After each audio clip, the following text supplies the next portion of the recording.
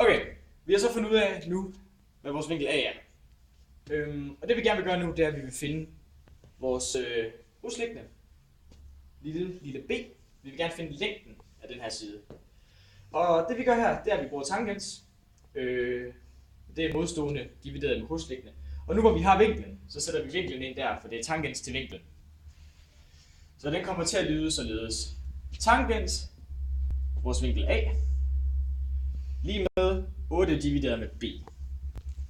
Og det er fordi, at det her det er vores husliggende, og det her det er vores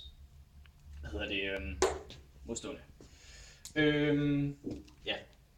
Og det vi gerne vil gøre, det er, at vi vil have b til at stå for sig selv på sin egen side, lidestander. Så vi ganger med b på hver side, og vi ganger ind begge steder, så b'et det forsvinder herover fra, og der kommer et b herover.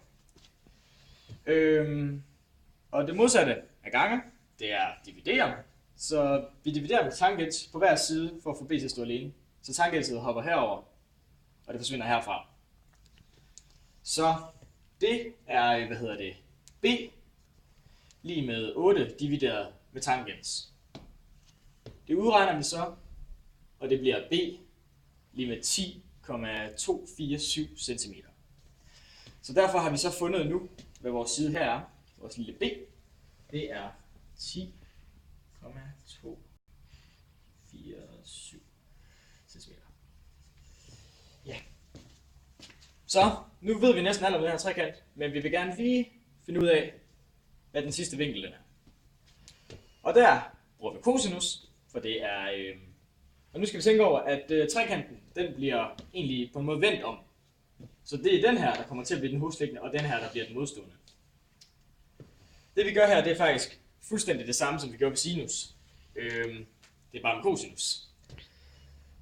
Så vi siger cosinus til vinkel b, som er ukendt, ligesom sinus var før, lige med 8 divideret med 13.